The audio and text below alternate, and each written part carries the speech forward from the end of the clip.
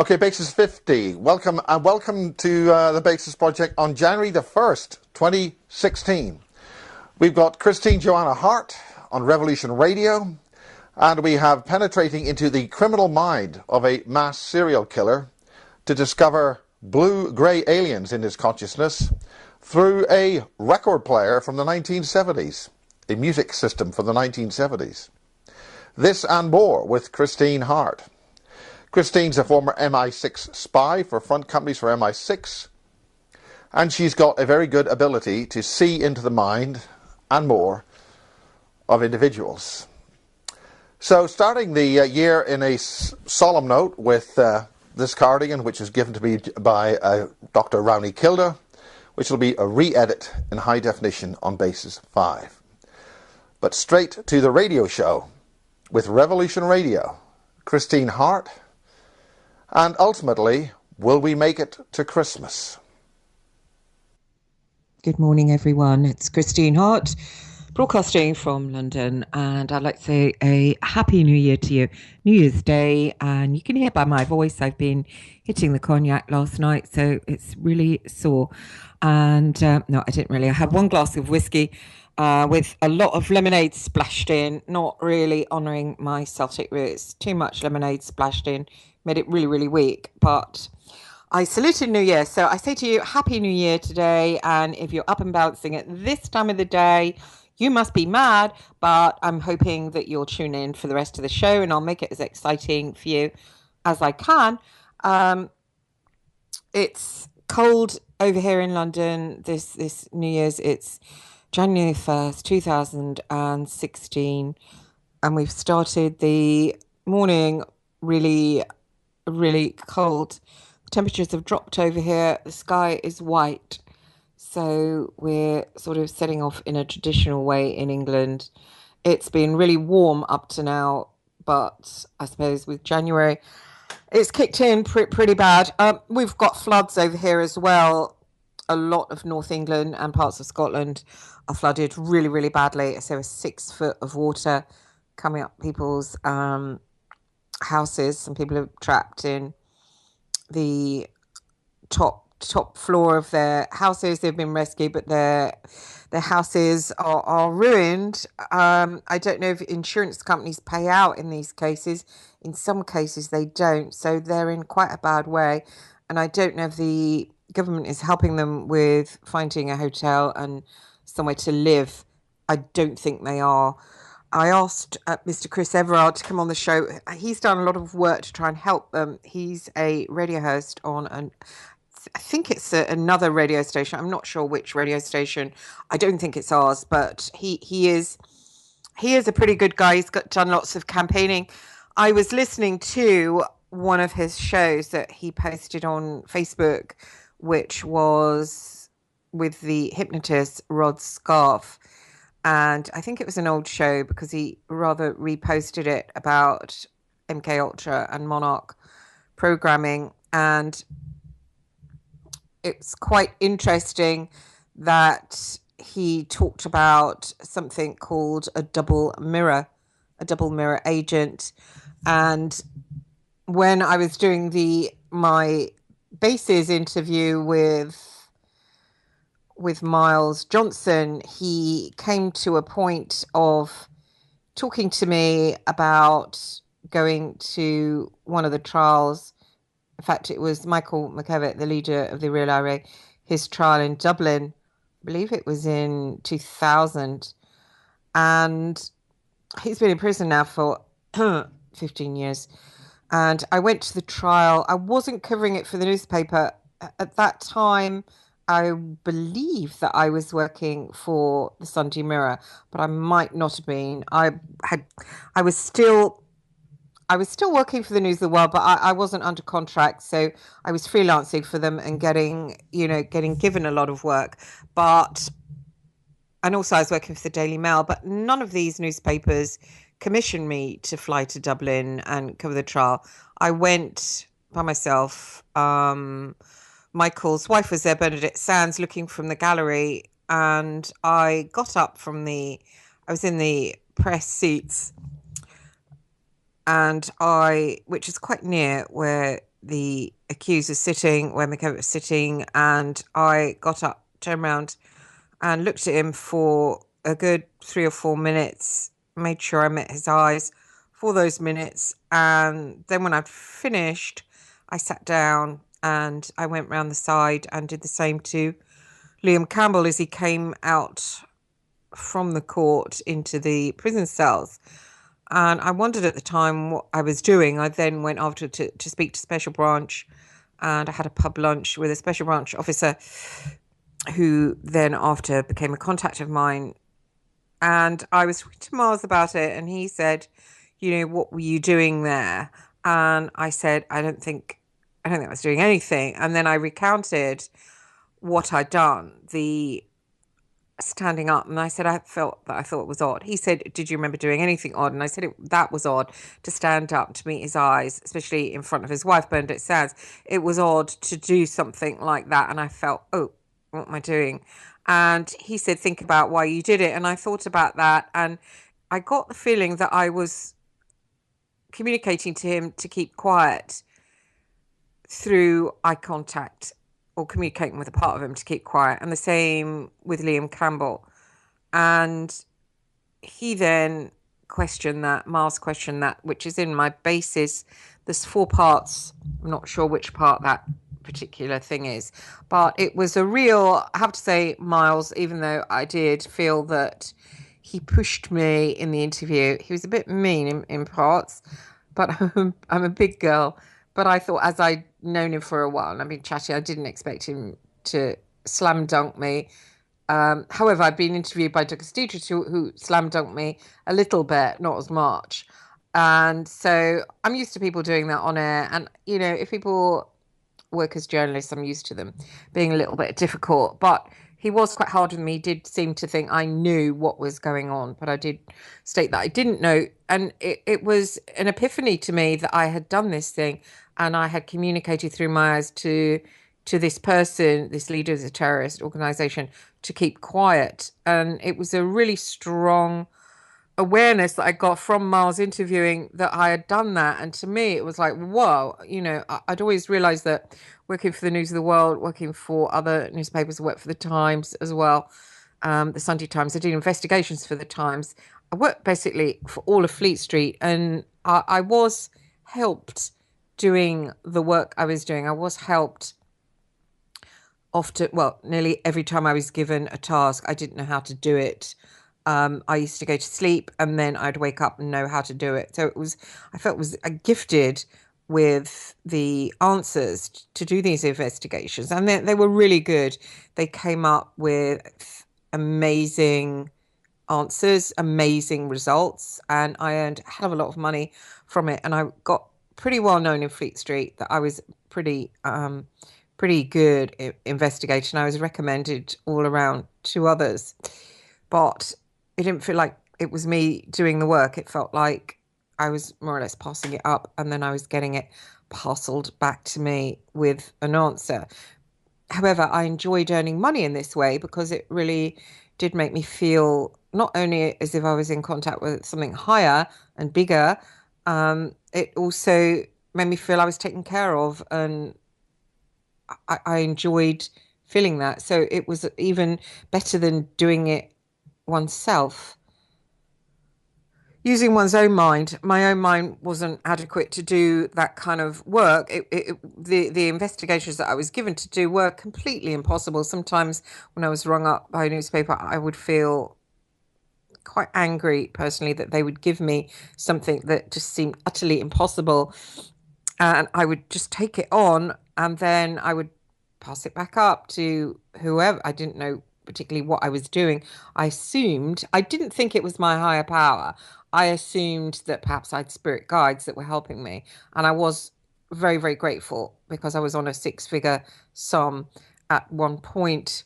But as the story goes, I did introduce John Boyle, and John Boyle doesn't have the same abilities as I do, but John Boyle had immersed himself in the whole technical side of investigations that I didn't agree with and I don't agree with.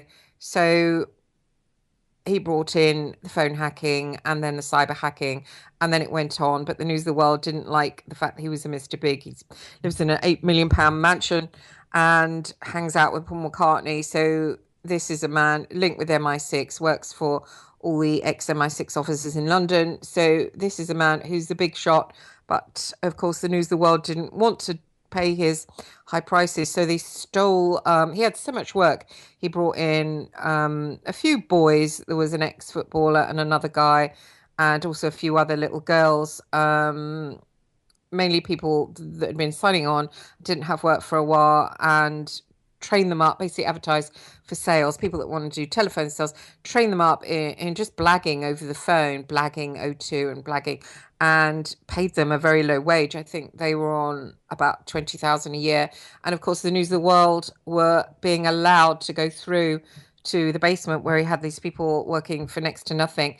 And of course, the News of the World being who they are, especially my ex-boyfriend, Greg Miskew, he decided that it would be cheaper if they stole one of these people. So they plucked one out called Glenn Mulcair, seduced him with dinners and stuff he'd never, had before, dinners in fancy restaurants. And of course, he went off, and so Boyle got pushed out, and Boyle got very angry, and of course grossed him up to his mates in MI6. And next thing, Mulcair was being listened to outside his his house, and in Sutton.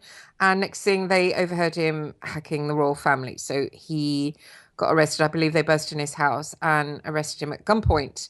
So they were allowed to bring in the anti-terrorist squad because of his approaching the royals. So that's what happened. But bizarrely, Boyle didn't get mentioned at all in any of the books. Well, apart from James Hanning, The Independent on Sunday, apart from his book, The News Machine, which I feature in as well, even though Nick Davies, who at Hack Attack paid me to spy on both John Boyle and Greg Miskew, my former lovers, both my former lovers, he didn't include anything bar one line about John Boyle. It's just like, isn't it odd that you leave out somebody who's a multimillionaire, who's a really good-looking man, who mixes in high society, mixes with friends, Paul McCartney, links with direct links with MI6, as he works for all the ex-officers in London. I'm not going to name them. I can name them. I'm not going to. And a journalist doesn't profile someone like that. So odd, isn't it? They concentrate on the little office boy who is chicken feed compared to Boyle, but he concentrates on him. And then when Clooney comes along and makes the movie, then he's just gonna feature this guy Glenn Mulcair and say the British private detective, which is complete nonsense because this guy is just a patsy. So that's where I stand on that. And I think we've got Miles with us. Miles, are you with us or not? I think I'm with you. Happy New Year. Oh, Happy New Year. Did you get drunk last night? I socialized in a customary manner with customary people in a manner which is expected. You've got hangover then, right? No. Oh, haven't you? Did you drink raw egg or something before bedtime? Or No, I've just got a sensible constitution to do the sensible thing because that's a sensible thing to do. And I certainly wouldn't admit to anything at this time of the day. I know, it does feel like really early. I nearly slept through. I didn't do, I think I had a show on Christmas Day, but I think Hawk wasn't at the studio, so I felt guilty for missing my show. But it's quite hard, isn't it, in holidays, because you turn the day into night, and I sort of sleep in the morning a bit, and then you're up late at night, and holidays are weird, and then all of a sudden, bang, it's January, and you're back in trying to do something, aren't you, which is... Oh, I don't know. I find it hellish. Well, I certainly don't know what you're talking about. Being a professional broadcaster for many years, I'm fully aware of the demands of public service when it comes to holidays. Oh, you're really good then. I'm not. I was kind of lazy. Um, but I'm a single mother. I have got a really boisterous young boy. Listen, Christine, don't bring the kid in it and don't be a victim. Oh, you're right. It's called responsibility. Okay, responsibility. I don't know what it means, but somebody tells me about this every so often. I know. I liked my bed. I had the electric blanket on. It was cozy. I looked over at the laptop, thought, could I do my show? No, I didn't have any guests lined up. I thought, does everybody really want to listen to me So you're droning? really, really desperate, so you get me on the air. Yeah, I know. I thought I'd drag miles on. Really desperate. No, I'm not desperate. Actually, there's a queue. I've got a queue of people joining. I asked Chris Everard to come on. I don't know if he will, but I did ask him to come on. I'm not entirely sure which time zone Chris is on, so I think I can make quite a big difference. I think, well, he's living in the UK. I was just telling the audience to get back on point. I was just telling the audience about doing the bases with you and about the look I gave to Michael McKevitt at his trial to stand up and turn around and meet his eyes for 5 minutes, and how your interviewing brought me to the point of awareness of giving him a message to keep quiet. And after the interview, I went away and sat with that, which was quite interesting to sit with, because as I was telling the audience, I'd done a lot of psychic stuff in, working for the News of the World, even though they didn't know that. Obviously didn't tell them, oh, I'm going to do it, they wouldn't have given me any work. They would have thought, oh, come on, love, so I used to do it in this way and then tell them, I can't say how I've done it. Well, the trouble is, Christine, you shouldn't be too surprised that there be quite a lot of individuals at that level of media who aren't human or have been exposed to non-human issues, and that was certainly that's the case in broadcasting. You really would be, I mean, quite surprised. Oh, really? Once a lot of these people reach a certain level, they are exposed to things, and that's something which I monitored a lot at Sky and at the BBC. I mean, John Burt at the BBC, who was one of the most infamous director generals. If ever there was an alien who took control of the BBC, he was one of them. And his behaviour and the way he would come into the BBC. We're now looking, I think, in the late 80s. He was the producer of David Frost, who did the program, who did the interviews with Nixon to bring it into an American context. So he literally just got out of his car and ran across the foyer of the BBC, straight up the stairs. He wouldn't take the lift, and then locked himself in his office and sat there without any human contact whatsoever. He even had bigger and better locks put on the DG's, the Director General's office door, and he would communicate with staff with these dictates over the closed circuit radio system. And that was a man who was put in charge of one of the most powerful broadcasters on the planet. He was non-human. It's hard to believe that. Actually, you just mentioned Nixon. I'm just staring at a picture in my study of my best friend Hugh Burnett interviewing. Well, he's just standing opposite him, actually, interviewing Nixon, standing opposite him in this particular picture that was given to me after he died in 2011. That's odd, isn't it? Just coincidence. He was MI6. I didn't know he was MI6 until I read his obituary in the Telegraph, which is really weird because he was my best friend, and I'd go around and practically live around his house and in Richmond, and I only found out he was MI6 after he died. Isn't that strange? Are you telling me that an MI6 agent such as yourself didn't know she was working with an MI6 agent? Do you not meet in the canteen or something? No, and he was older than me. He was 87 when he died. He was really old. But no, I was introduced to him by his gardener, a guy called Bill. And he told me, this is a nice guy, you ought to come and meet him. So that's how I met him, this particular man. So yeah, it wasn't a setup meeting him. So no, I didn't know. It's interesting, isn't it? Well, the whole thing about the IRA thing, or the INLA, is that further research has come out that there's an umbrella group which is higher than the United Nations, and they were operating completely carte blanche in Ireland.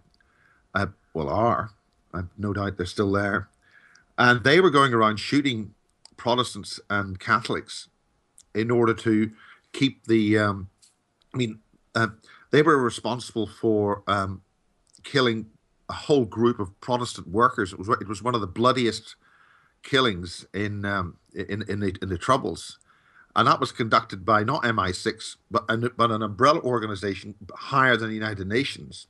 What were they called, did you say? I don't know. It will be in the public domain, whatever it is. But Well, of course, there was the Force Research Unit. Is that what you're talking about? I don't know. But the whole point was that it's further evidence that the Troubles were completely falsely engineered as a mechanism for establishing procedures for using local so-called terror groups or independent people's resistance groups, if you want to call it, in different countries, and they used the Northern Ireland situation as a mechanism for exploring the variables and the procedures and how to perfect that. So that the whole Northern Ireland Protestant Catholic situation and the types of religions which are in Northern Ireland are blatant mind. They just completely screw your mind. I don't want to use a rude word, but the whole situation there is a complete externally induced setup for global population control systems. How will Ireland control the global population? It's the mechanism, it's the procedures. I mean, the same procedures are then adopted elsewhere. They're used elsewhere with different names. I mean, ISIS and Al Qaeda and all those groups, completely manufactured by these groups, which are ultimately not controlled by a human power source, are used to completely cause chaos and havoc across the planet.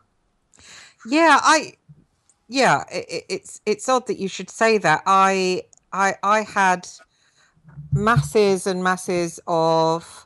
I was going to make another point when you brought that up.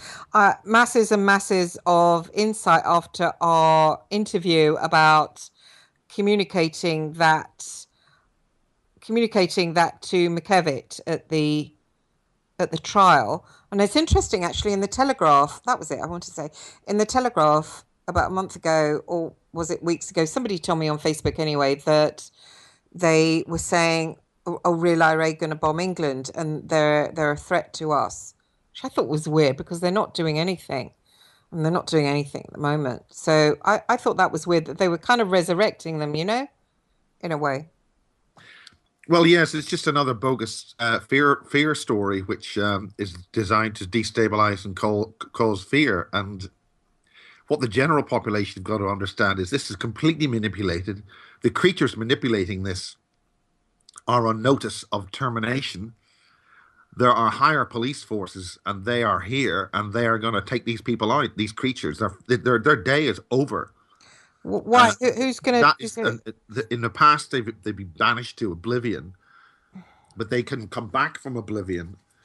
And so, Who's the police force that are going to well, take there's a them sort of a, it's a sort of, uh, it's a sort of an established order which deals with rogue elements within the natural order of things in the universes. Right. And what's see, this is not actually happening in this domain that we're in now. It's a bit like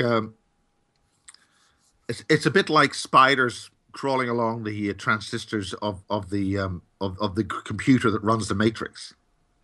Right. The matrix doesn't feel it or see it.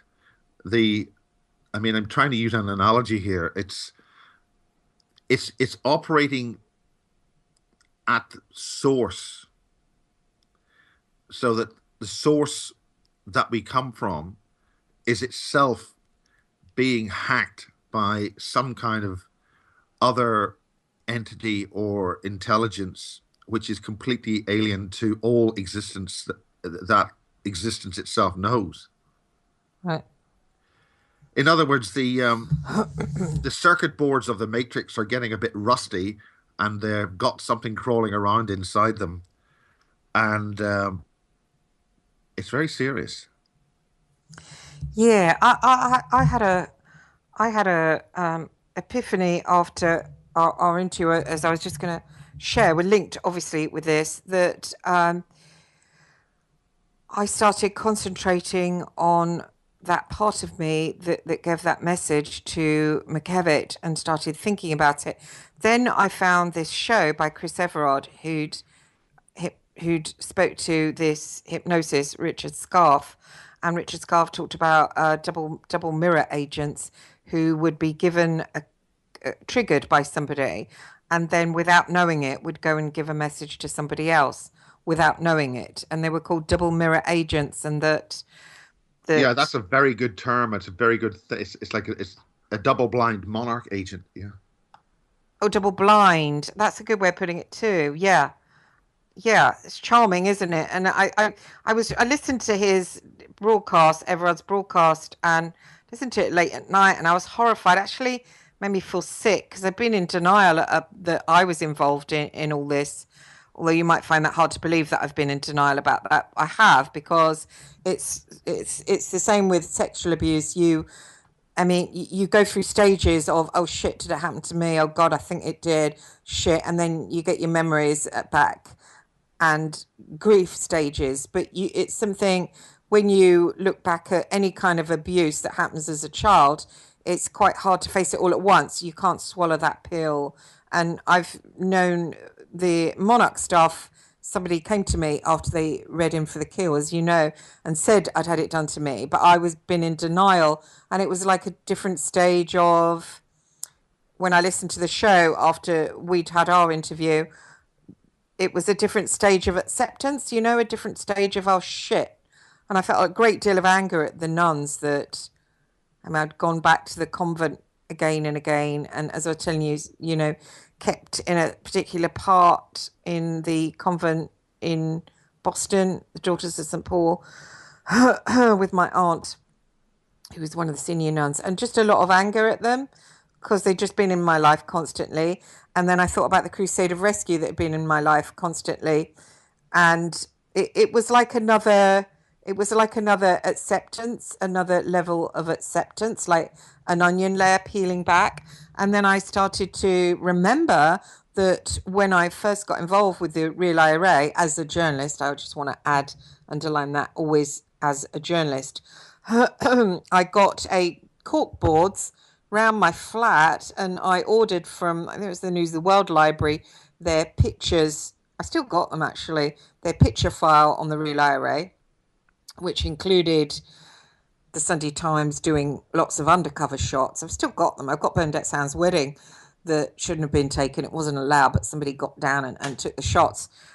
All those shots, and I pinned them up on corkboards, and anywhere you could see people's eyes, these leaders see their eyes, I would, as I was telling you, download them in an odd way. And I remember doing that. I remember getting these photographs, and I remember thinking that, oh, look at me pretending to be a hotshot journalist, and I thought it was some kind of silly farce where I was kidding myself that I was an important journalist where I had to study them. But actually, it was the same side of me that was going to the trial and giving this message to keep quiet. It was like a kind of a downloading their energy by, if you get like getting a picture of one of them where they're staring at the camera, what happens is the camera sucks some of the energy, or a picture of that energy, and by looking at it, by letting your mind go blank and looking at it, you can download their energy and kind of read what codes they've got in them, and kind of download it into yourself. And I was doing that without knowing it. So I found that interesting.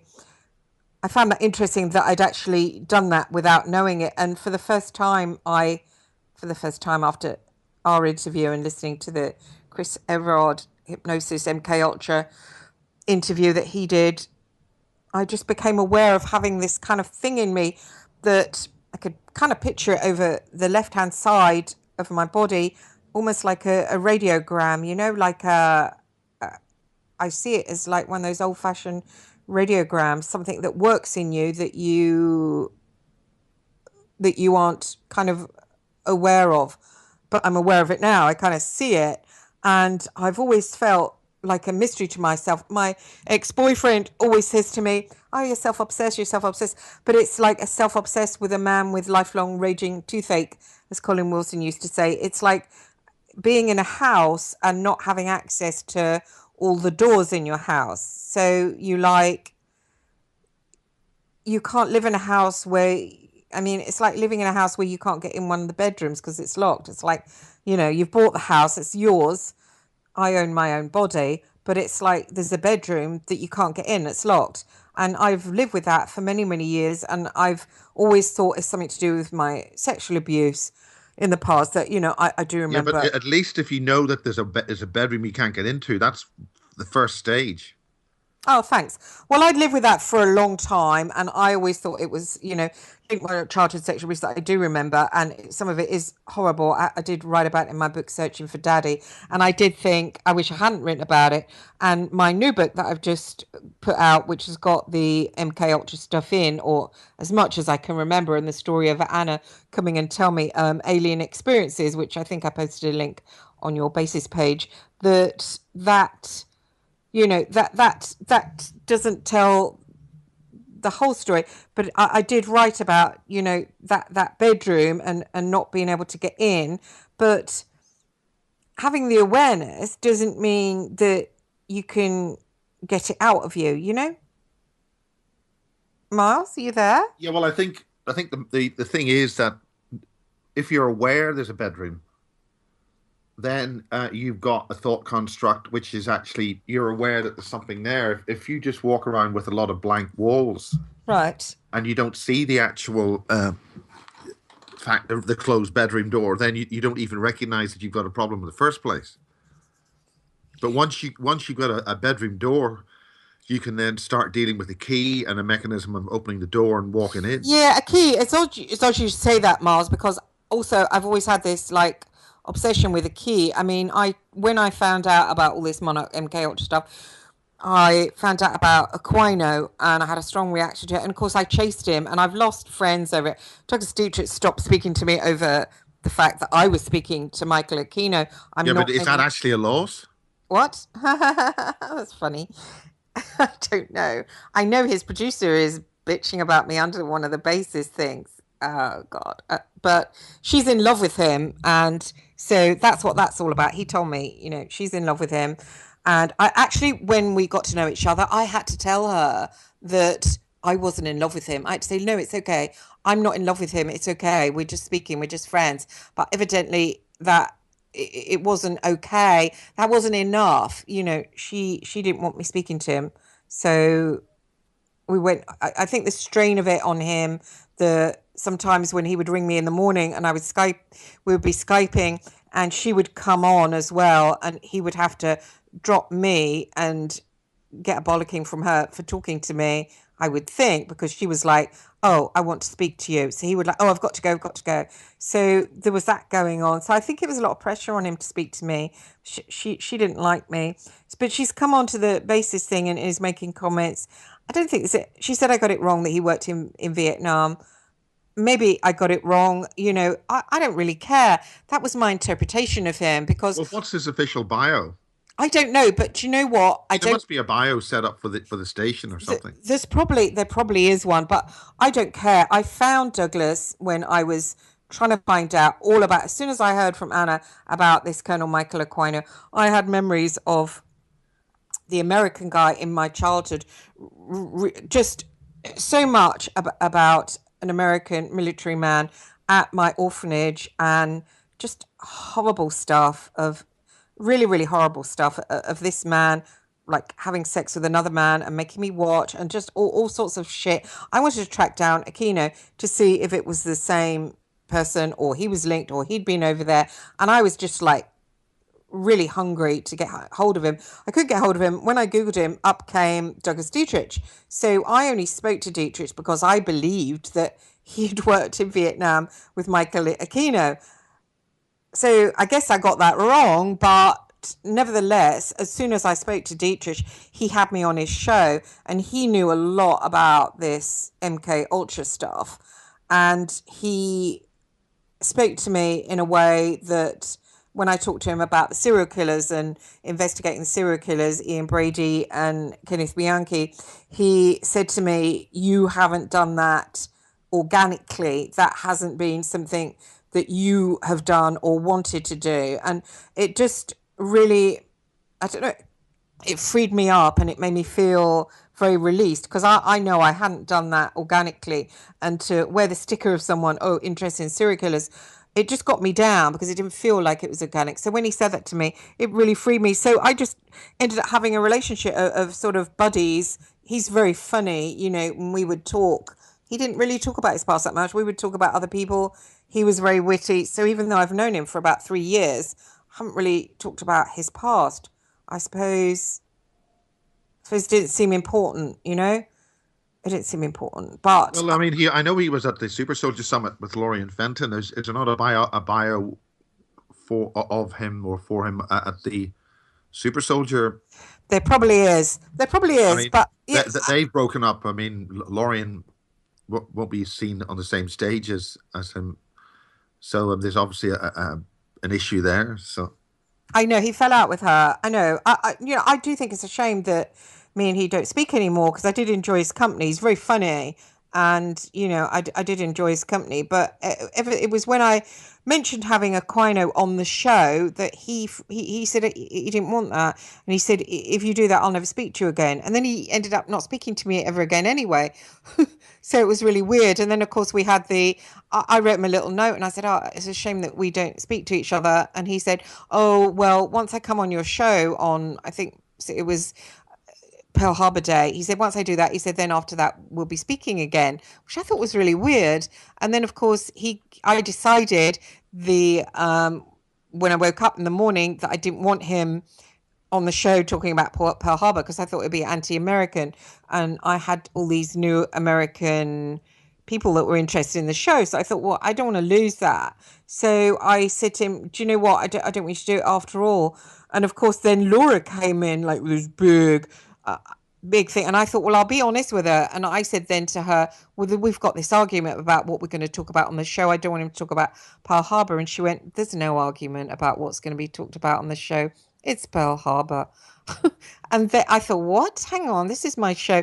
I got a bit upset about her saying that to me.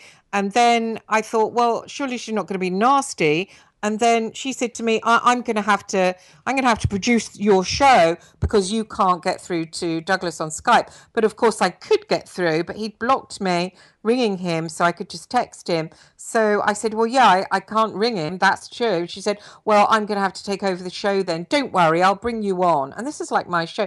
So she brought me on and I just got a few words out, and then she dropped me and then I couldn't get back on again. And it was like, you know, she did it deliberately. I'm not that stupid that I think that wasn't done deliberately. And since then, nobody's been speaking to each other. I find it a bit hard to take being locked out. Well, I think you've got to understand about the Super Soldier conspiracy clan of people is basically they all behave like spoiled children, and they've had their lollipop taken away. It's really pathetic, and the kind of trolling, bitching that goes on various sites illustrates that point. Well, I thought after, because when my book In for the Kill came out, it was published by Random House. Hodder published my first one, Searching for Daddy. And when it came out, I had a woman in the village, a local woman called Carol, who got her nose put out of joint because she, I think, lectured on serial killers and was a professor, something or other. And somebody showed her my book. I wish they hadn't. And because it's got two serial killers on the front, Ian Brady, Kenneth Blake, that I'd met in person and so could write about because I knew them. Okay, I'm not educated up to the hilt, but you know, I met them and I could speak about them in my life. She didn't like it, and so she trolled me and used different fake things to do reviews. I thought she was this author called Carol Ann Lees, so I wrote a bad review on Carol Ann Lees' book. Then Lees came back and attacked me, basically. Then there was a whole thing of Carl Fellstrom got involved in it, this journalist who was envious of me working for Nick Davis, and it got awful. The whole thing was trolled like in a really ugly way, and I assumed when I did the basis with you that I would get the same kind of thing, and I was ready for it, and I just thought, oh God, here it comes. And some of it, especially when it involved envy from other people, because these serial killers, some people think that they're gods and that they've got the answers to the universe. And I thought it's going to be the same type of thing. It's going to be all that hate, and all that putting you down and who do you think you are and all this. And I thought, oh, fuck. And I listened to it. And actually, you must have a lot of really good people following you because, not only did I make one, really good friend, this amazing woman who's just fascinating and very healing, that I've made lots of friends on my Facebook, and lots of the people that leave comments, I mean, they're amazing. They're very opening. And for me, it opened me up that I was in denial. Oh, it didn't happen to me, didn't happen to me, it happened to other people, not me. Even when I was in that group on Facebook, the healing group, I still thought, oh, I'm just here watching these other people who had this happen to them. And I'm not sure if I believe that there's any such thing. And then after sharing that and having those people give you that feedback, like not hating and saying, oh yeah, no, you didn't kind of thing. When I'm just trying to confess things so I can get clarity around them and heal as a person and become functional, not trying to boast or anything. And they were very healing for me, and it made me lift that denial, that denial of, oh, it didn't happen to me, it didn't happen to me. Because if you then face it, you can heal it and look at it. And I did start to realize what the serial killing thing was about. The serial killing thing was always about trying to get really, really close to them, as close as I could, to touch them. And then when I touched them, to kind of download what had gone on with them. And I don't think the downloading, again, it was similar to the real IRA thing. It wasn't done. When you say touch, are you talking a physical touch with your hand or something? Yeah, physical touch. Yeah, with my hand. I did it with both Brady and Bianchi. Yeah, I mean, that is a mechanism of downloading, or or you can download to them. Oh, right, really? What kind of downloading? How do you mean? Well, it means that you're obviously that whoever you really are is got a higher level of perception than most people.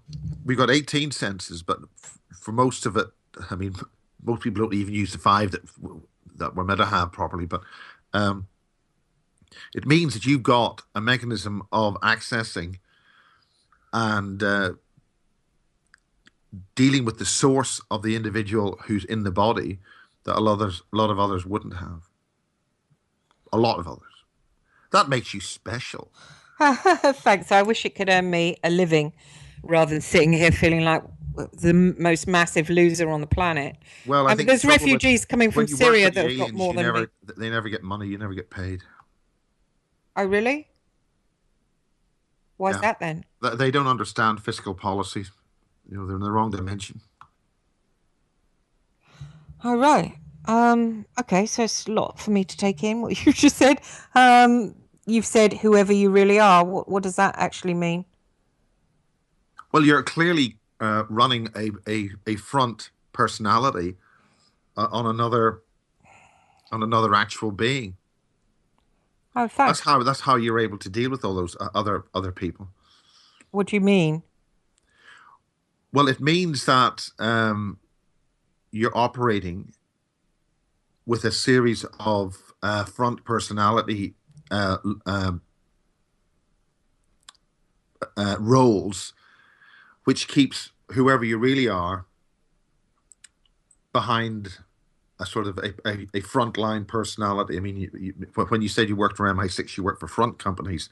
Those front companies were there to disguise the movements of whatever the background from MI6 was, and that's it's a proxy. I mean, a lot of people who do magic on people will go through a third party, so the third party can take the hits, or if you take out the third party, it doesn't make any difference to the original controller. They just get another front company. They just keep. So you're operating at that sort of mode of existence. Right. Okay, okay. That's hard to take in. So you're saying, so how do I find out who I really am?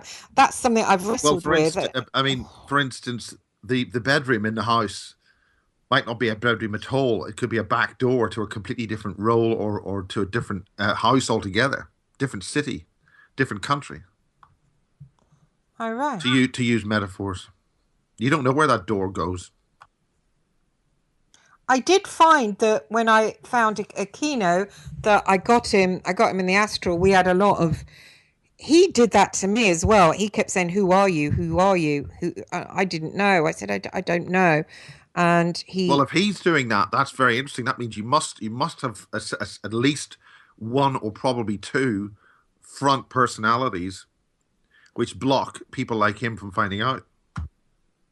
But it means that I can't find You'd out. have to do that. You'd have to do that if you're going to operate with these terrorists, so-called terrorists, and serial killers, Why? because they are not possessed by. They're possessed by parasitic killer entities, which which go about doing all this killing, and they do Right. the soul sucking and all that sort of stuff. That's what I mean by definition. Serial killers are consumed with some kind of series of entities which consume life. That's why they do the killing.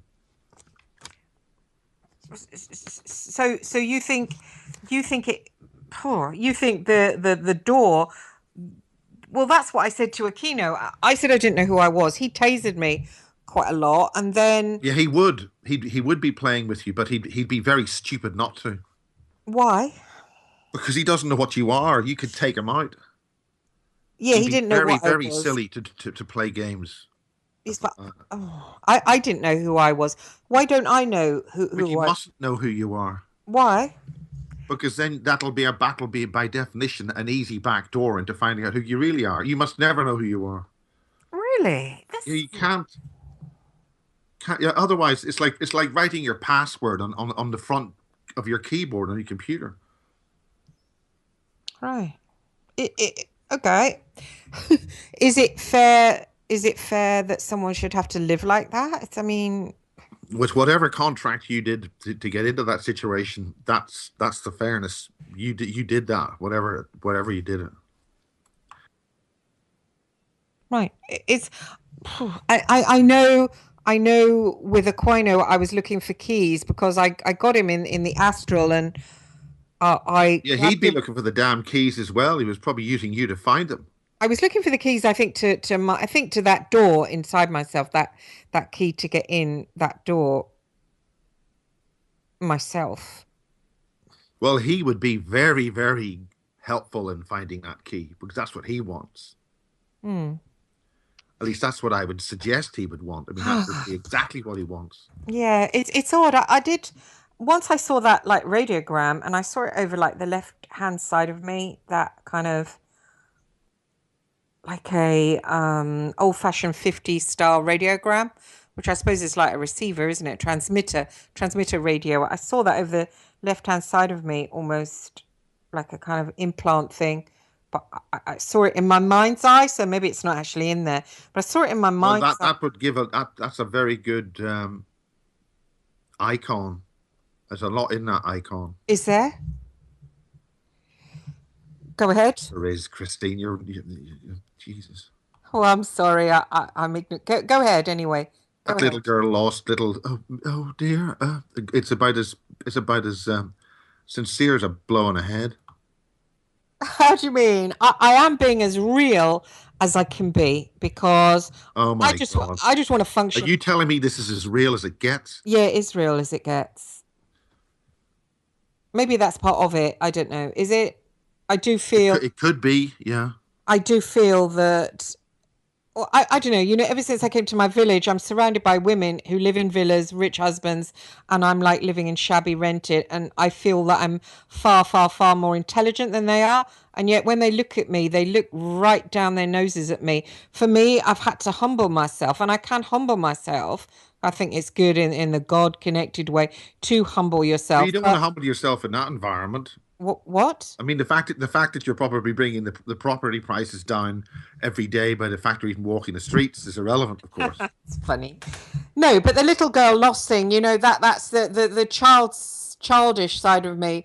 That's always been there. I don't know, maybe that's used to get I do feel that a lot of the time it's used to get close to the people I get close to. It's there, they look at me, they look Yeah, deep in my eyes, it they see a little girl, they see that sweet child, and well, um, idiots would see that, but but you're maybe just some of being the mean to me, Mars, basically, really, aren't you? Because it's not getting, it's not penetrating anything. You're just kind of giving me a headache. It's not getting anywhere. are you trying to tell me that your brain hurts? No, it just gives me a headache when you start on with that. You know, I don't know. That's the whole point why I'm asking you. I'm asking you. I'm asking you because I want to be a fully functioning person. I mean, I'm looking at working in Tesco's checkout. That's not right. That's not fair. That's not fair that I should live almost like I'm disabled in some kind of way. I'm highly intelligent. Okay, I've been locked out of the companies that I would work for. But what does someone like me work? I'm applying for jobs as goddamn typist. Of course, there's thousands going for the same positions.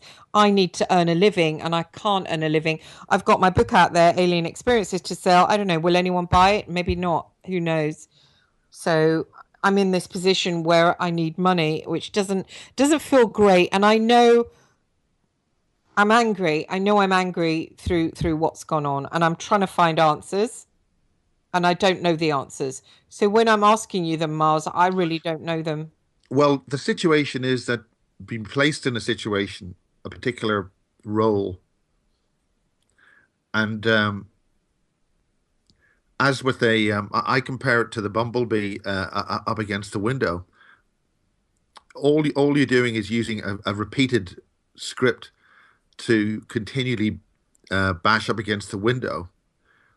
So when you really what you need to do is take a wider perspective as to what that role is, who had placed you there, and how you got yourself there. And often you did that by choice in some way or other.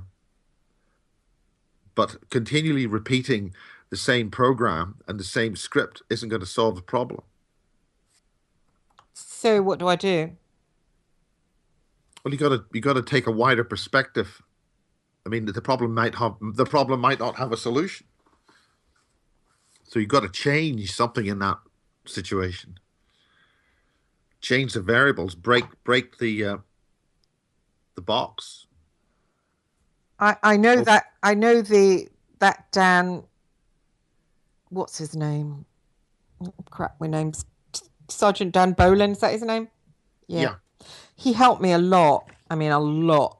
He did that thing, whatever that was, and I had that melting feeling in my chest, and it's almost like pulling out shards of ice. It really connected me with Well, that's the something. heart, Right.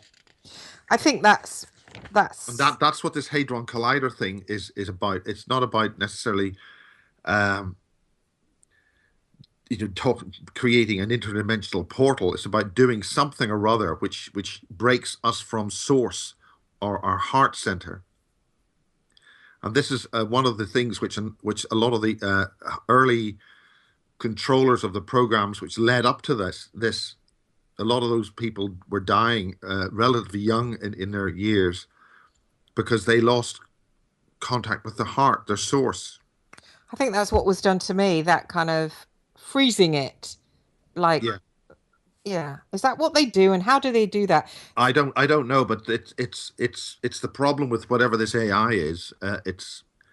It takes the empathic human heart, your heart, your emotional center. It attacks that, and then just makes you into essentially an Autobot. You're talking about just something which eats, lives, kills, eats, lives, kills, eats, lives. That kind of cycle. You were talking about that image, that icon, and you stopped. Can you go back to that? The icon I used of a radiogram. Yeah, there's a good an old radiogram. you need to start describing it and what's in it. Okay. Is it a valve radiogram? Is it got? Is it a thing on four legs or what? Yeah. It's like one of those things you can get in PC World. Those ones in the 50s. It's got those knobs on them, two knobs. It's got the little round window. It's when you said, "Is it old?" I made me think of my aunt, the nun in the convent. I just got a flash in of her. Um, yeah, it's old. It's like I don't know, 70s kind of shit. Has it got legs? Antenna, like an aerial or something? Yeah. It has. Yeah. Oh, we're going to break. Can you stay with me after the break? Okay. Cheers. Hiya, right, we're back on the air with Miles Johnson, and we're talking about implants. Whether it's an implant or not on me, I don't know. But we're back again. I just was rushing around the house like crazy trying to get a coffee. Miles, are you there? Yeah, somebody needs to redo those carts because you're hearing the start of the next cut. Anyway, those are NAB carts, good old NAB carts, or they were played off them originally when they were put onto the server. Anyway, yeah, you need to describe the record player, or is it the record player? Yeah, hang on. Sorry. What I'm talking about here, Chris, is while you go and get your coffee, is that you've got a front memory of something which is being used to control your backdoor consciousness. So what we need to do is explore what that front memory is. And at the moment, it's a radiogram, an old 1950s radiogram. Right. Can you say that again, what you just said? A front what? It's a front memory. Right. Or something which is in your consciousness, which you have built an insulating layer of consciousness or perception around whatever that thing is. So we need to describe more about what that thing is. Because I have my own suspicions what it could be, but you need to tell us more about what it is. Okay, well, can you share those suspicions? No, because you need to get more of a description. Okay, sure. It's just like an old radiogram, like 70s radiogram. Well, there's lots of different models. I mean, it's plastic. It's Bakelite. Oh. They didn't have plastic in those days. Oh, okay. Yeah, that kind of look. Well, but it could be plastic. Yeah. Whatever you've got might be plastic. Okay, it's got a dial with a round thing. You can see glass through. Yeah. Did you get that? Yeah. And it's got two knobs. Left and right, or above or below? Yeah, on the bottom, left and right. Yeah. And it's over my left-hand side, up high, like on my shoulder, kind of leading down to my heart area. Yeah, that left hand. What's in the... I mean, is it sitting on legs or what? How is it supported? It's just there in my upper left hand going down, I suppose, over my heart area, sort of. But it's this thing that sits... Does it sit on a table?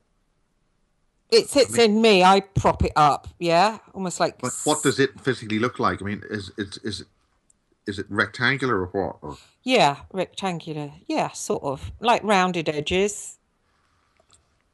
And it's got two knobs. What are the knobs like? You know those knobs that stick out. I mean, how do they stick out?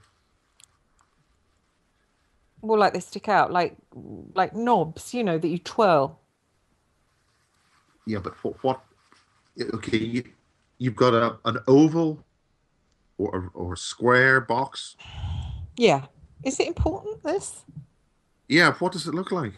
It looks like one of those radios. You go in PC World and you see them. They're for sale. They're like those 70s radiograms. You know, radiograms.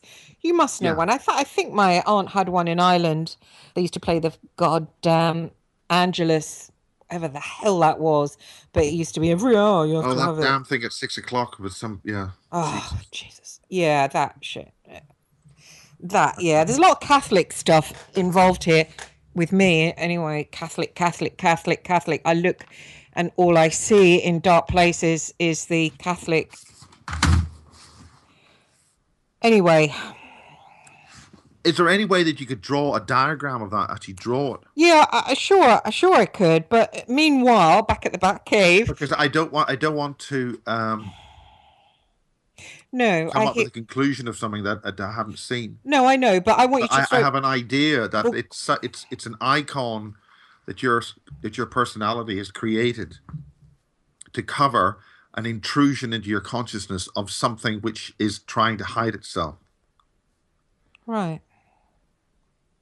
and you need to eradicate it. But you have to eradicate it back to its source. Does that mean there's something like inside of me that shouldn't be there, Well, or yes, it's a front. Okay, we've gone from a door mm, to a radiogram from the well, 1950s or something. But yeah, it's not a radiogram from the 1950s. It's an imitation version. When you said the PC World thing, that's a computer store in the United Kingdom, in Great Britain, and they sell. Well, yeah. they're obviously. You're saying it's an imitation of a Well, radiogram, you yeah? said it had plastic and you could buy it in a store, so it's not the real thing. So you've already gone through. It's not a genuine radiogram. It's a lookalike radiogram, Yeah, it's and all it's got two knobs that stick out and an oval, round sort of center in the middle or something. Is that right? maybe it's a transmitter that goes to and fro. Like I found, like with the serial killers getting into their rooms, their cages, and getting to touch them. I mean, with Bianchi, I remember they took off my bracelet when I went in there, and I knew when I was sitting in front of him, he wouldn't let me have access to him. He's one smart cookie, and I was looking deep into his eyes to try and get down there to see what had gone on with him. And I don't know why. I thought at the time, maybe, ambitious as a writer, whatever. The journalist thing is my I excuse think to you've been myself. stung. What do you mean, stung? You've been stung by someone you contacted with one of those entities. Yeah, I'm not sure. Anyway, hang on, let me go back. Let me go back to that. He wouldn't let me get access into him. He put bars up on his eyes, so I couldn't actually see down to see anything about him. So, I mean, it could have been sitting there with anybody. But the guards had taken off my bracelet. So I said to him, I can't get it back on. Of course, I could get it back on. I said, would you do it for me? And when he did it for me, he touched me for a long time on my wrist, and I could read him. And for some reason, I wanted to know what had gone on with him and the other one. And what I saw in my mind's eye, which was interesting, is blues, little blue, little blue creatures, blue creatures. Okay, well, what type of creatures? They were short, Okay, short creatures. What shape? squat, really, really squat and blue. And I remember thinking, oh, it's the blues. What are they doing? And that's all because I don't know who the blues are and oh, what are they doing? Like I didn't Are you know. talking humanoid figures or No, they were alien figures. They were definitely off world figures. They weren't anything to do with here. They weren't anything. And people say, I mean, you've said about the serial killers are something to do with the government causing chaos, but these blues. And oddly, after you'd interviewed me the other night, I thought, well, I wonder if that meant something. So I started to meditate on that image I saw of blues, these blue creatures, because it was odd. Once I got that picture off Bianchi, I lost all interest in him. It's like I dropped the connection line, just like putting down a phone. And when I do try and do this with these, whether it's a real IRA leader, whatever, it's like all my energy goes into it. It's like kicking through plastic to get there. And it's like when I reach the center, I know I have, and when I've got what I wanted or done what I need to do, that it's weird how the connection just breaks, and it's like it's odd. It just like it's almost like you get told no more kind of thing, you know. And it was after I saw that, and Bianchi was very hard to get anywhere near. He's got masses of bars up. He knows. I think probably people want to find out what he was about, and it's blues. And so after our interview, I thought, I wonder if that means anything, and So I started thinking about them and thinking about them. It was almost like I peeled back a sticker, and what they were, this is quite interesting. What they were was not blues, these little blue aliens. That was just a cover that they used, but behind them, and I saw it, it was like quite amazing. This is only the other night I saw it. There were these creatures, and they were like kind of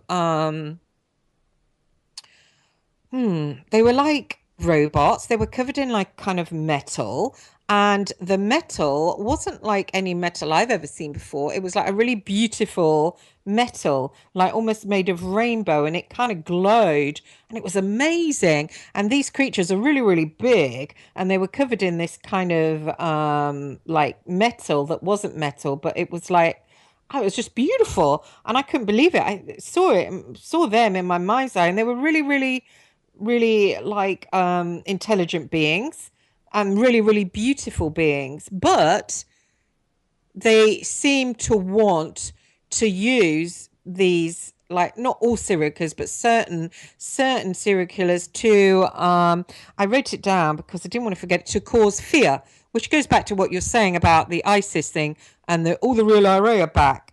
Oh, it's kind of matching up, isn't it? These beings wanted to create fear in us. Fear, that was their thing. And interestingly, if you look at the serial killers that I have gone for, Brady and Bianchi, they're fear mongerers. It's not just the victims that have got scared, it's the whole planet has been scared.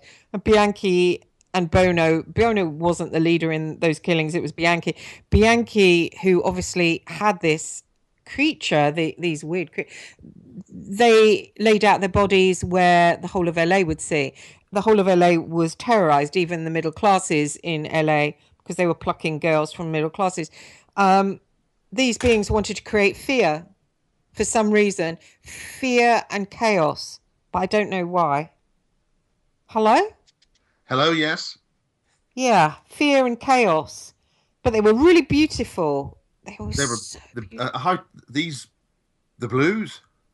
Yeah, but that wasn't them. They shapeshifted. That was what they showed as like a mask. But really, they were these they had this like metal. I told you, the rainbow, like kind of rainbow. It's almost like it was vibrating, but it was like a robot, but that was vibrating, like, but it was like a rainbow kind of metal. It was really just amazing. But they shapeshifted. They shapeshifted From what to what? from the robot to the blue. The blues are kind of ugly. The blues are ugly, like greys kind of thing, like grey, like the grey aliens, but they're squat and blue, kind of disgusting. Well, that's interesting because it was the blue greys that were working with the black goo in the islands south of the Falklands.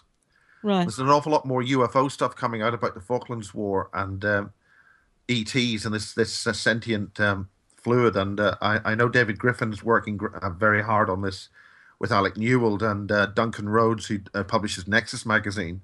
Hmm. That's a whole story that they're trying to come up with, and they've tried to suppress that. The authorities heavily tried to suppress that, but does seem to be there's some stuff coming out of a U.S. Navy SEAL who worked with the Argentinians in the Falklands War, and he's written up stuff now. It's now all been translated to English about a lot of UFO stuff in the Falklands, Hmm. and of course the Falklands are now massively expanded. The runways down there, Britain has greatly increased its military presence there. Hmm. So. But there is an ET blue grey alien connection there. Oh, right. I've written it down. I found the page in my diary where I've written it down. They feed off fear, and they feed off fear of cities, countries, worlds. They Yeah. want, they want us to feel fear, and they implant certain, these like Brady and Bianchi, they're like psychic guys who have been broken at birth. Yes. They implant things in them, whatever the frig Yes, they. that's the whole point. Yes, and Brady is part of the British MK Ultra program with Yeah, Myra Hindley and the Cray twins. yeah, they do I that. mean, And Sure. So We don't these want to cover serial them. killers, and in fact, certain prominent actresses on British soap operas were involved with all that. Yeah. So anyway, I don't want to go into that because we're digressing. Testing ground for creating chaos here, I wrote down, which is odd. Don't know why I put that. Testing ground for creating chaos. Well, that's exactly what Northern Ireland was or is. What do you mean? It was a full-scale testing ground for this is one of the reasons why they chose Northern Ireland, or Ireland more accurately. I mean, the Battle of the Boyne was a ritual. It was part of a whole series of programs to shut down the higher consciousness of the high civilization that survived there after the last catastrophe. So why are they It's testing? an attack on the social order and civilization of humans in this world, Why? because whatever's here shouldn't be, and they've been told to go. There's another lot coming in apparently. I mean, if anybody could find out, there's now something like 300 planets in our solar system, which I find ridiculous. But we've got a much larger group of planets here, and they're changing their state. I think there must be in other dimensions, but there's allegedly the Earth's magnetic field had what was called like a blowback effect a couple of days ago. Mm-hmm. Insofar that the solar wind from the sun produces a sort of a teardrop look or image to our magnetic field. So there's a sort of like a teardrop.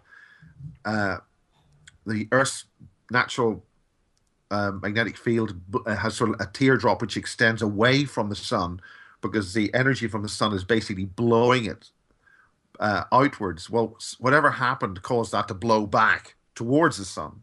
Right. So that means that there's been some kind of energetic structure fairly close by to cause that effect, and that happened a few days ago. Can I ask you why? Allegedly, I mean, we need more information on all that. Sure. Can I ask you why was I digging around on Bianchi, etc., to find out what? Well, you've just said it. You've just found that those serial killers. You've just explained it a minute ago. Explain it back to me. Well, essentially, you have found that those serial killers were accessed by blue-gray aliens who were inside their consciousness and hacking their consciousness to cause death and killing and disorder. Mm. And this is part of a group attack on humanity's consciousness. Yeah, but these aren't For instance, blue. and I then interjected that was happened at the Falklands War. Okay, okay, It was the blue greys that were working with the Argentinians okay, on this black goo, okay. this But lower AI, which was sure, then brought to you. sure. But they're not blue greys, are they? That's a cover. That's a cover to think, oh, they're little and oh, aren't they silly? And they're not blue greys. They're much more powerful than us. Like They're being. not they're not much more powerful than us. That's why they have to use deception on this level. Well, no. What I But we saw. can't overcome them and that's why we're pushed into the fear state. Yeah, well, no, I don't think that. What I saw was like really powerful, really amazing, just amazingly powerful, beyond powerful, just awe-inspiring. And that what I was seeing wasn't even them. I got the feeling it wasn't even them. That was just what my eyes, my Well, little then you were brain. seeing past that. You need to look further on this. What do you mean? Well, if you're able to see past the front GUI, for want of a better term, Yeah, and that's see the actual programming of the system. what do you mean programming of system? Well, I mean, when we operate a computer, we're using a GUI, a graphical user interface, an image. It's what we call it Windows. Yeah. But that's the front language which we look at, and when we operate and look at the icons and press them, there's a series of interfaces to control the actual programming, which is all numbers, and that's eventually how the computer works. Well, it's a similar situation. You're accessing a front sort of graphical user interface, Right. and you've seen through that, and then you're Right. seeing the actual control, but you still got to see what's actually running that. Again, that's only a procedural system language, and what you've got to see is the greater meaning of what that actually I, intends I, and I is. I did see, I did try and, oh God, I can't even remember. I did see, I did kind of try and get past the armor, and it kind of changed again, and that's why I got the idea in my head of shape shifting, something that changes and changes Well, and it was modulating changes. its shields. That's what it was doing. Oh, really? It's interesting. By modulating its shields, it's shifting to another disguise. Right. Yeah, that's interesting. Sorry, I'm just writing that down. Um, If it's going through shield modulation because it's trying to protect itself from discovery. oh, interesting. How do you know that? Well, I do. Right. But yeah, I got the feeling that it was dangerous that I was looking at it. And at one point, it You're got going to have to devise a weapon system and fire something at that, really? like a spear. You've got to weaken its shields. You've got to continually get it to modulate and Why? exhaust it. You've got to exhaust it and then fire. Hmm. And don't let it get away. It'll then start to travel back somewhere. And then if it does, follow it. Be aware that when you do follow it, you'll probably go straight into its nest. Oh, and what will that? That's the point about hive mind programming. Once you hit one bit of it, you hit the whole damn thing. That's why humans are much more powerful because we're not hive mind. Gross. Uh, and what's the point of doing that if I do that? You got to hit it. You got to hit it hard Why? because it's deceptive and it's toxic to our creative force. I did get the feeling, yeah, it just shapeshifted so much. I didn't know what the hell Good. it was. That's good, but you got to look past the shape. The Yeah. shape. Why was I spying? Why was I spying? Why was I spying on them, whoever they are? Well, obviously somebody's designed you to do that purpose, and that's what your job is. So you got to get it done and get it done quickly. Hello? Hello, can you hear me? Yeah, are we still on the air? Yeah, we are. That was me. I muted. Fuck knows how I muted. Excuse I my think French. I think you're not meant to say these sort of words on the radio, Christine Joanna Hart. What did I say? What word did I say? Well, you just it's it's as we say it in Irish. Oh, isn't that weird? It muted because I said that word. No, it didn't. It muted because of what we were saying. Oh, okay.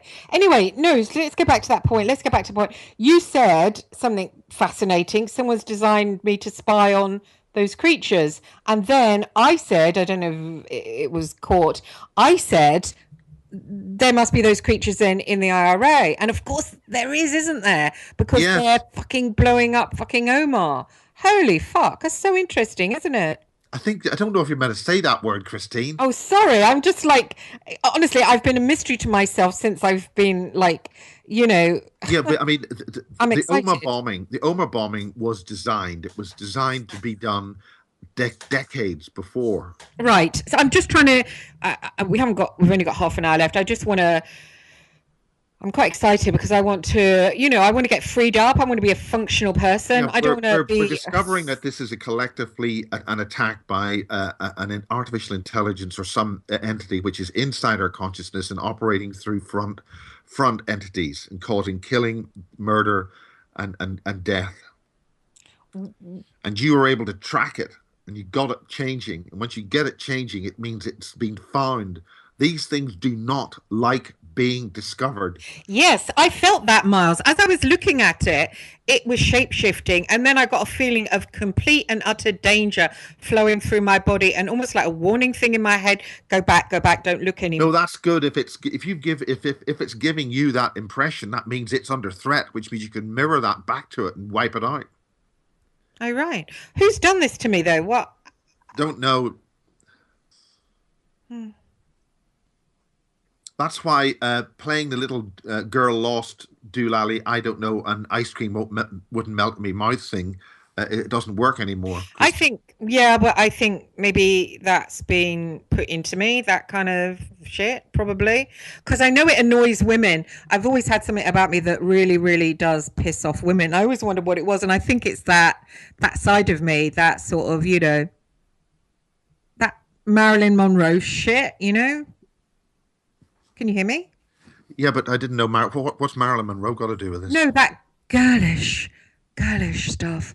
Where you talk to men like that, and I'm just a little girl and I'm harmless, and won't I be nice to just get in bed? That kind of. I can't stand that. I mean, it just turns me off.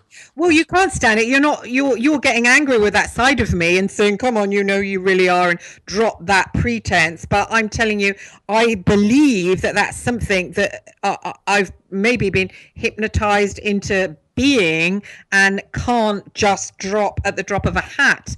I have had women confront me on that before. Oh, you play the. Well, I actually don't play the. It's something I can't help but do. Do you know what I mean? Well, I mean, the Marilyn Monroe thing was a mechanism of taking a strong, powerful woman and diffusing her into a silly thing, so Well, that there you are then. I've inferior obviously. men wouldn't be able to handle her. Well, there you go. Because if you think about it, the men that I've been looking at, are the weakest men on the planet. They might be, they might be destroying and killing, but they are incredibly weak men. And if you get one of these really like intelligent, like newsreader type women going for them with the intellect buzzing, those men are going to run a frigging mile. I mean, I had people Yeah, interview me on. absolutely. Yeah. Yeah, I had people interviewing me. Oh, how'd you get so close to? I had, what was it, Rosie McGowan, I think, works for The Guardian. I think that's her second name. And she got me, we went out to dinner. She goes, I've lived here for 20 years in Northern Ireland. How come you get so close to the real IRA? And I looked at her and I thought,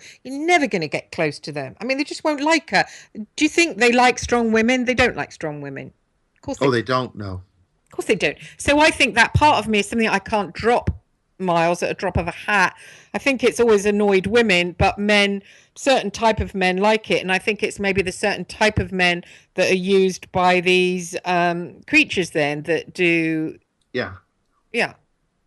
They're men that want power and they are not going to like a strong, powerful woman coming near them. Right? Yes.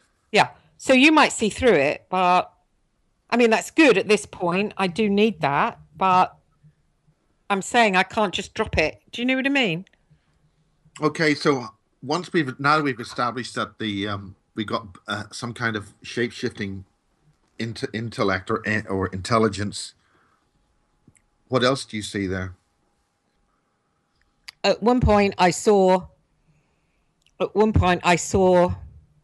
like sticky kind of stuff. I tried to see, and at one point, I saw, but it wasn't black sticky; it was white sticky, like the beautiful robot thing, kind of the metal on it that was, God, it's just this amazing metal, like it was like moving, like rainbow. I can't describe it. It was beautiful. They were beautiful. They were very big, really just beautiful. I was stunned by the beauty. There was massive, massive beauty. But then when I kept staring, I then saw at one point like sticky stuff, like almost like thick snot from your nose. And I went, oh, like that. But then I tried to look again and then it changed again to something.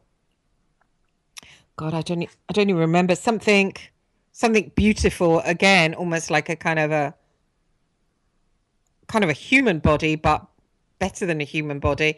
Then it went back again to the robot thing. We talking cyborgs? I don't know. I suppose it looked like a robot. Yeah, like a cyber. It was covered in like metal, like a robot. A bit like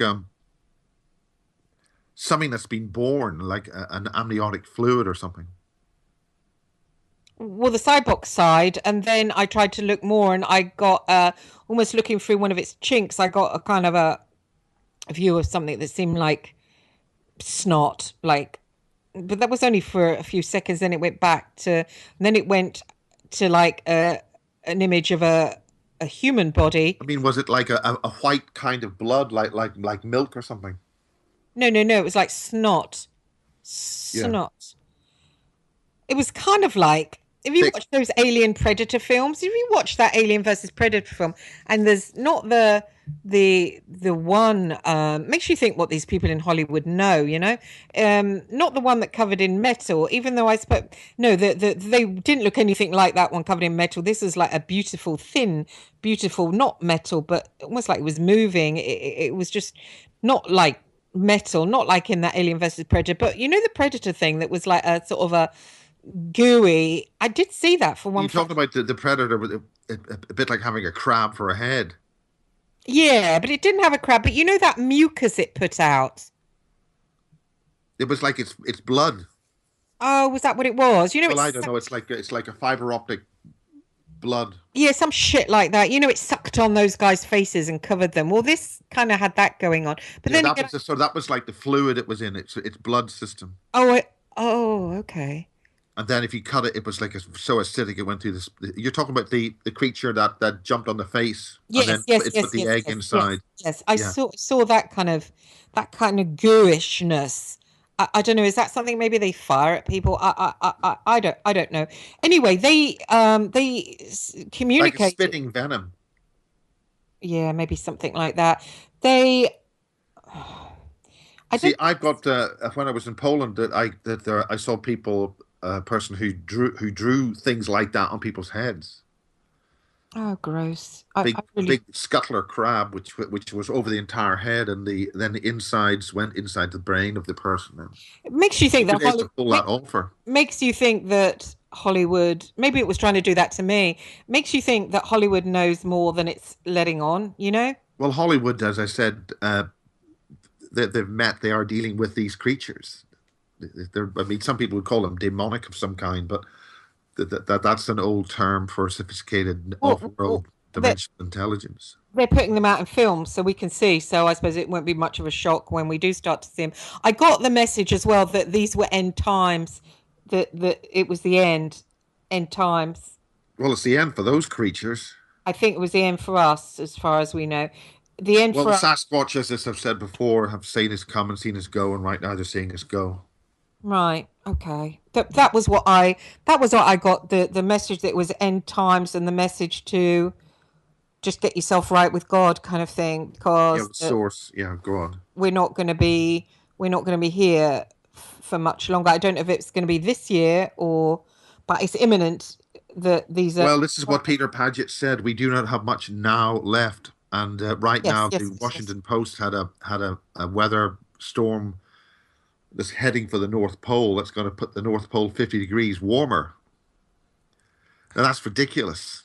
I think, yeah, and I think it's something to do with the plate shifting. There's going to be a plate shift or something. But that I got the message from them. This is what I read, but it just like You got the message from who? Sorry. from those creatures, but just what I was reading from them that these that basically, or was it them, or was it when I came back out of looking for them? Something like that our planet was under attack. Our planet is under attack, and that Yes. these are end times, and that there's going to be a shift, and that many people will die.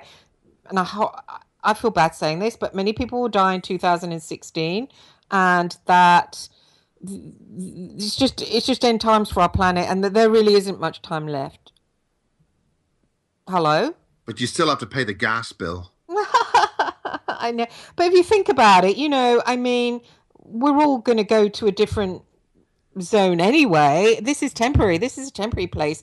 We shouldn't take that, oh my God, oh my God. It's like it's going to happen anyway to all of us. So, you have to be like in the Titanic, that movie, The Titanic, where Jack goes under the water and he dies, and he says to the girl, "Go on, Kate Winslet, go on and have your life," and she goes on. He still stays alive. He's just in a different zone. So when I say end times, it's end times of the earth, but it doesn't mean that we're going to die. It just means that we're going to go on. But it does mean you have to come out of materialism and you have to get right with God. Or when the shift does take place, you're going to get swept in the undercurrent. So Well, let's put it this way: you can't take it with you. yeah, exactly. Quite. Yeah, exactly. Exactly. Lots of people live their lives, even in this village where I live, and everyone's affluent. They don't think about. They don't think about God. Even Christmas had the Christ taken out of it. It was all about, interviewing celebrities in magazines. Oh, what are you going to eat? And what are you going to buy? And even these celebrities were saying, I got everything I wanted this year. I got cashmere jumper. I got, and everyone was into it. Nobody mentioned Christ and that kind of thing. You kind of tend to think then maybe it's a good thing that the earth is going to get covered in water. Whereas maybe it's a good thing that it'll end in fire. Maybe it's a good thing that it's going to get wiped out. We're going to go to a different level, and certain souls are going to get put to different areas. Maybe that's a good thing because we're sexually abusing children. It's immoral. It's disgusting. Turn on the TV, you see ISIS gang raping young, beautiful girls, and they're beheading people, they're crucifying, but it is under attack by something really, really nasty, apart from the fact that we've been infiltrated by it for years and years and years. Well, European civilization is finished. That's what the plan is. I mean, it's been declared that to destroy everything that is European and all forms of the countries and traditions. Yeah, but we are all of Europe. I hear you, but we have been saved. We had God sending Christ, and Jesus said, "I am the gate." So the sheep can run through the gate and be saved. The sheep can run through the gate, can follow Christ, can follow. No. They can follow Christ. They can follow the commandments. They can read the Gospels. They can follow the word of Christ, and they can. Jesus said, I'm the gate, the gate, the gate. It's so important. Run through that gate and we go into a special part and we get saved. Literally, that's what it means, saved. People think, well, know what it means, saved. And I was saying, I'm born again, man, I'm saved. Actually, it means saved from what's going to happen now, the takedown of our planet. You don't have to burn in the fires. You can just close your eyes and, like in that Titanic. Well, the planet will be survived. The planet will live. It's just whatever. Yeah. Well, I'm talking about us. And that's happened many times before. Yeah, it has. You can get like Jack did at the end of the Titanic, just going under the water, and the orchestra played on. So basically we are the Titanic and we're going under, and you can be one of the ones that scream, one of the ones that grab your money, or one of the ones like Jack in the water who just he dies and he goes under, but she knows she'll see him again. So you can die with grace and just follow Christ, and Christ says, I'm the gate, so you can go through into that field. He's opening the gate to go through the field and go in that special place where we will go to the higher plane and we'll all be together with our loved ones. There's no need to shit yourself that it's end times, but we are under attack by these beings, and they're superior to us, Miles. They're way. No, they're not. Oh, okay. You have your view, I'll have mine. But I've met them. If they have to go through such deception. Yeah, I hear you, but isn't that because God put a shield up to stop them from attacking us? Remember, we're God's children. We are children, and He is there to protect us. And they did come with that message that we do need saving. We do need saving, but Jesus said, I'll give you power over the angels. We have got power over the angels, but we do need to align ourselves with Christ. There's no need to, but having power over the angels doesn't mean we abuse the angels. I know, we're not going to abuse them, but you can't go out. The same deal the jinn were told to help us, but they refused because we humiliated them. I hear you, but there's no point in going out shagging every night with different people, breaking hearts, drinking beer, amounting as much money as you can, hurting people in business, and then thinking, oh, I'm going to, when this earth ends, I'm going to go off, I'm going to be in a nice place. You're not going to be in a nice place.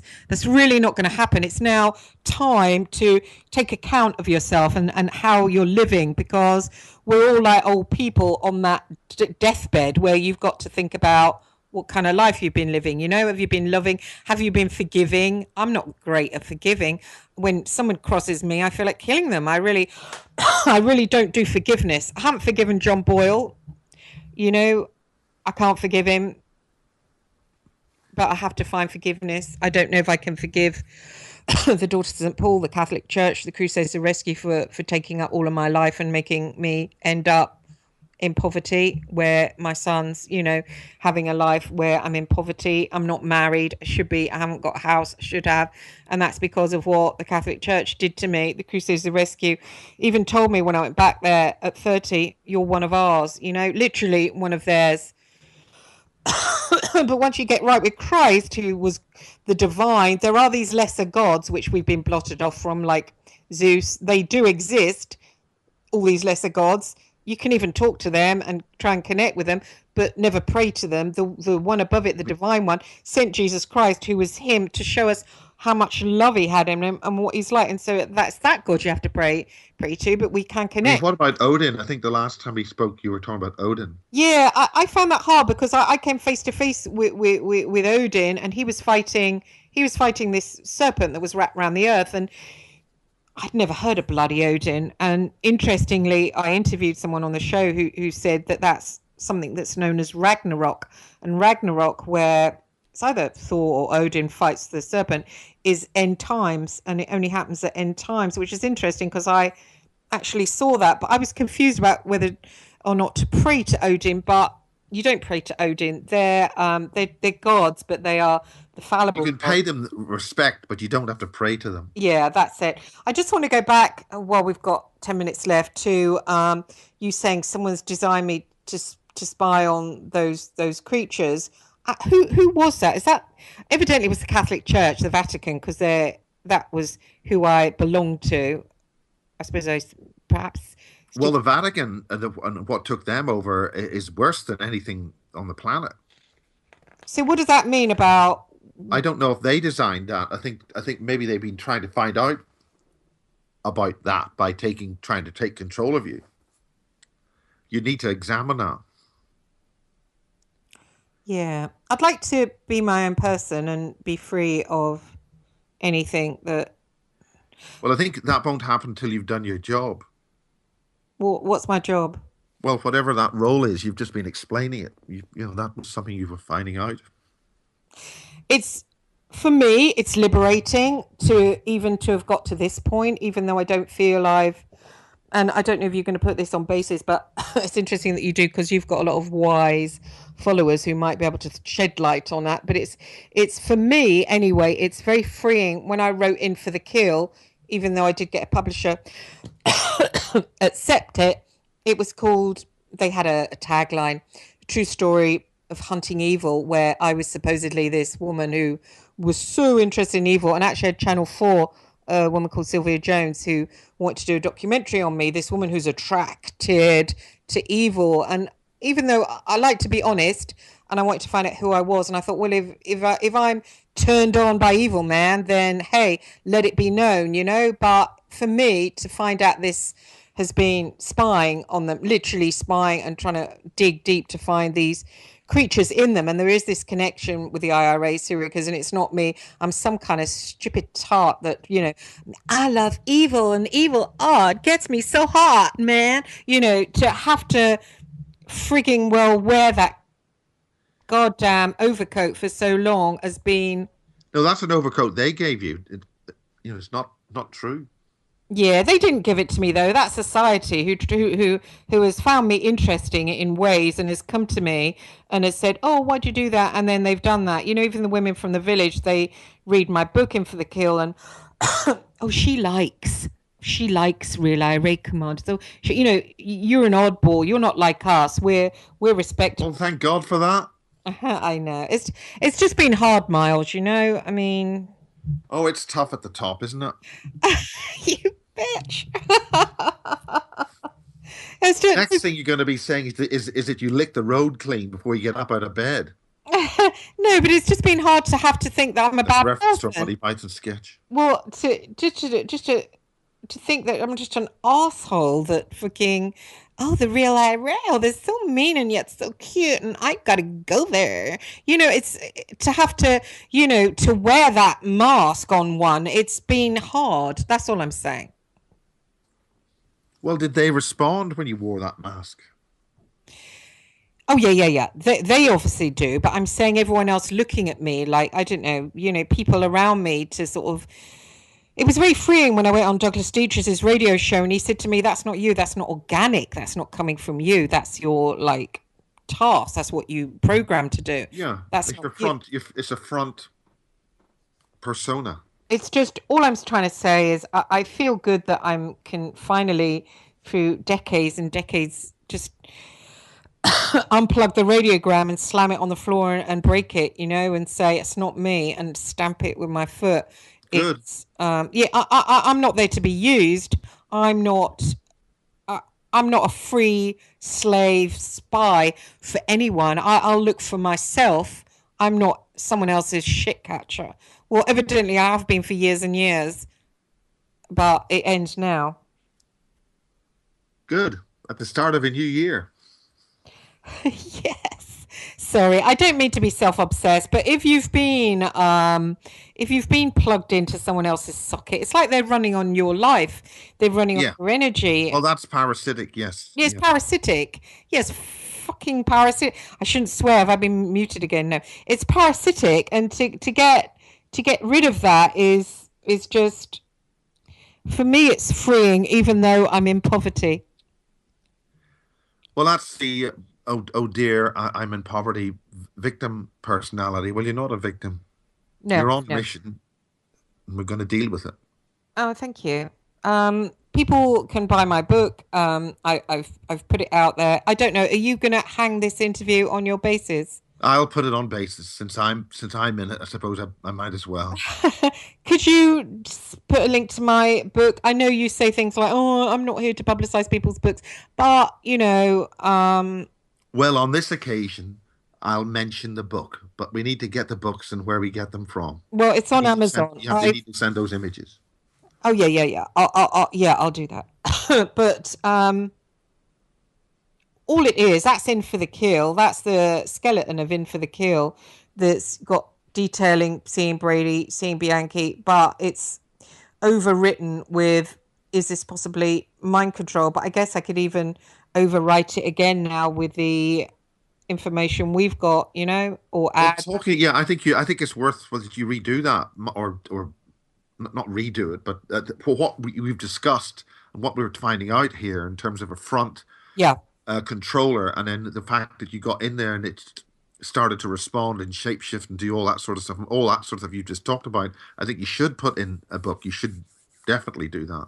Yeah. Meanwhile, I've got my alien experiences out there, so I'll give that to you, and I'll give it to a link because it has got it has got the other stuff, and people can listen to this show and hear the. I mean, people in Northern Ireland need to know that they've been completely conned, and that their whole society is being run by non-human parasitic stuff, Yeah. which has been translated across the rest of the planet. I mean, and there's a brilliant researcher there called Sandra Barr, and she's been doing some fantastic work. And she's a direct friend of my former colleague who we set the pirate stations up. Hmm. I set massive pirate radio stations up on the Irish border, and I obviously had my particular mission to do that. Hmm. It's odd, isn't it? It's odd, the different races and the different. I mean, do you think there are different alien races? Oh, there must be. There are. I mean, this is the whole thing we've been told this year. I mean, just as we close, there's more sightings and evidence that here in Wiltshire, where I'm sitting, the Stonehenge, ETs gating in through Stonehenge and going to the local military bases, because you've got Stonehenge and right beside it, there's a major military camp, and then on the other side of the A303 is one of England's oldest settlements, which is Amesbury, and then right in Amesbury is Boscombe Down and Portendown. We've had sightings of ETs, tall aliens, in plain sight in Portendown, and there's a huge amount of development going on there at the moment. That's no secret; anybody can see that happening.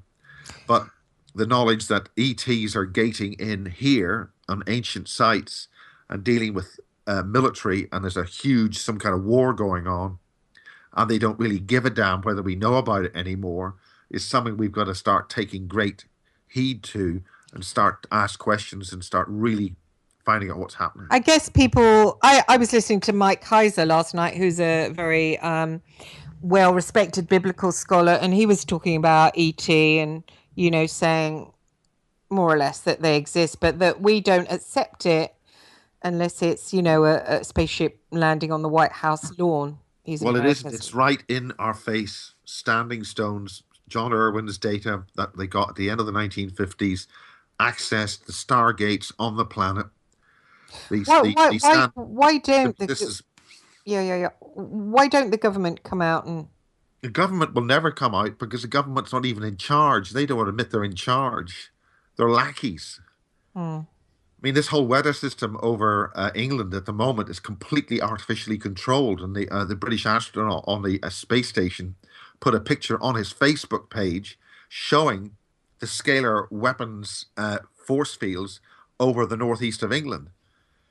And you can see it very clearly in the cloud. You've got a big empty space where there's no cloud because that's where the field intensity is so intense that they can't have water vapor. But surrounding that, all around that edge, you can see a very, very intense, high frequency, high field intensity force field. You square clouds, little blocks of square clouds in organized patterns, like in a force field, like in a bar magnet. If you put iron filings on a bar magnet, you can see these little the force fields. Well, the same thing's happening in the cloud. It's clearly that the weather manipulation that's happening right now in this part of the world is totally engineered. So by definition, that storm that's been forecast in the Washington Post, and we will, I mean, as this show is put on later, we'll have to see if that ever happens. That allegedly it's claiming that the North Pole will go up 30, 40, 50 degrees. It's ridiculous. That means you'll have like 15-degree temperatures in the North Pole. Everything wow. there's going to melt. Well, it's weird that it's warm here for the time of the year, isn't it? It's warm. Well, the taking of the rain here in England is warm, salty water. It's tropical rain from the South Atlantic. It's coming up. That's by design. It's completely wrong. Somebody's doing this intentionally with a weapon system. Is that to wipe us out? They want to wipe out quite a few of us, don't they?